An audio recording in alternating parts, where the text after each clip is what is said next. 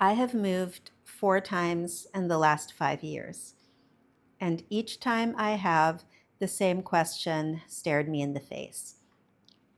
Why do I have all these books?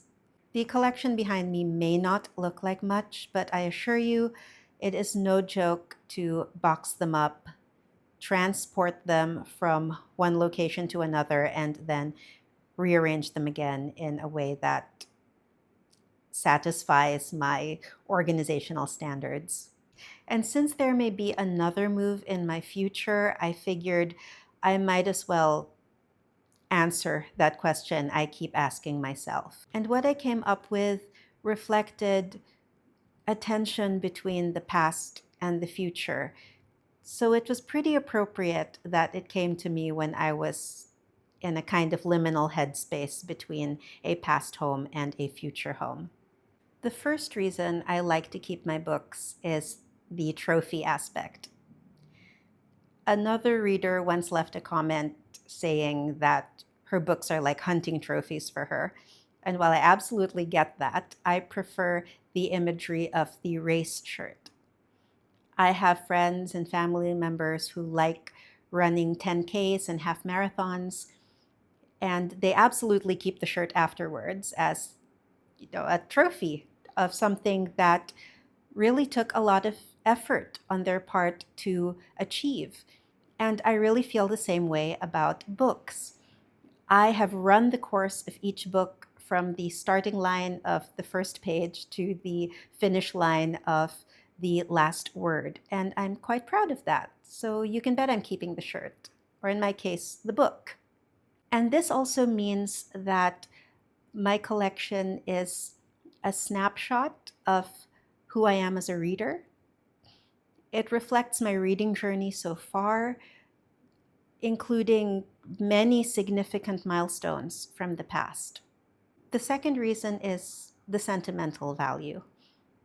I'm a pretty sentimental person, and I love the idea that I have books from my childhood and books from my university days, books from my book blogging era, and even books from when I decided I would get serious about learning a foreign language. And they're all still here. And yes, part of me flirts with the idea of leaving these to my children or even my grandchildren in the future.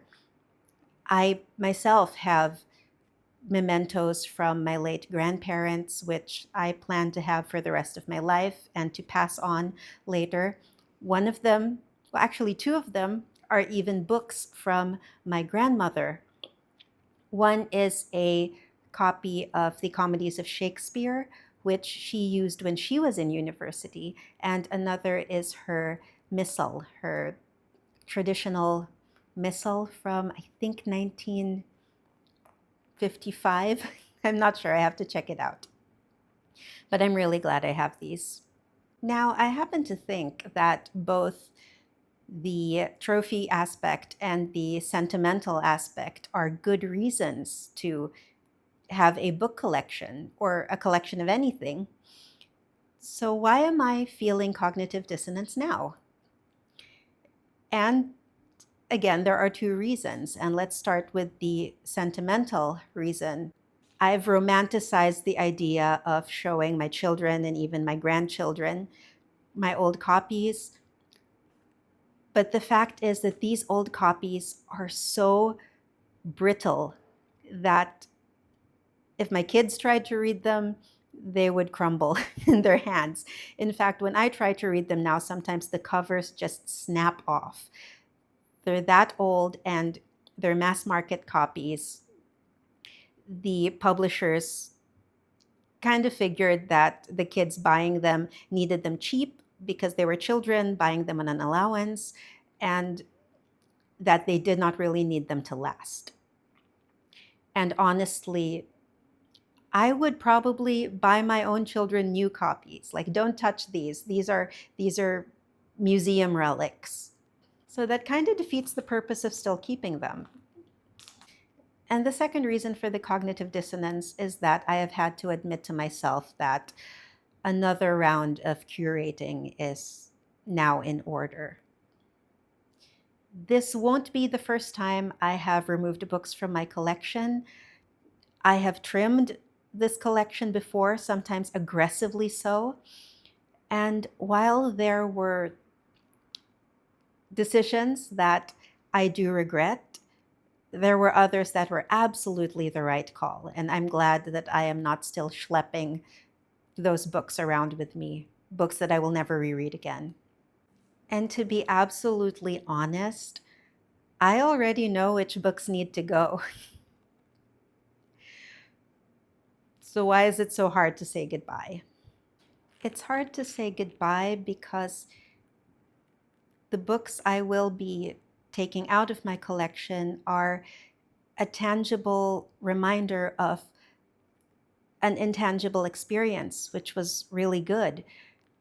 And even though removing the reminder does not negate the reality of the experience, it underlines another reality, which is that I am not the reader I used to be. And that's a little bit scary to me now personally because I'm turning into a very different sort of reader. I'm getting the sense that the reader I am turning into, the reader of my future, is not really going to want these books which once meant so much to me. And that kind of makes me wonder, who is she? Will I even like her? If we take the sentimental and emotional and, dare I say, irrational aspects out of the picture, there's also a very practical reason why I am hesitating to just do a really big cull right now. And that is that I do not know how to dispose of these books. And if you're saying, well, just donate them, there are lots of people who would love old books, especially from a curated collection. Well, I can't. As I said, some of them are really old. They're crumbling, the pages snap off, they're held together by clear tape and love. And I could not, in good conscience, donate them. I feel that the recipients would silently dispose of them themselves. And there's something in me that rebels slightly against the idea of just putting them in the garbage.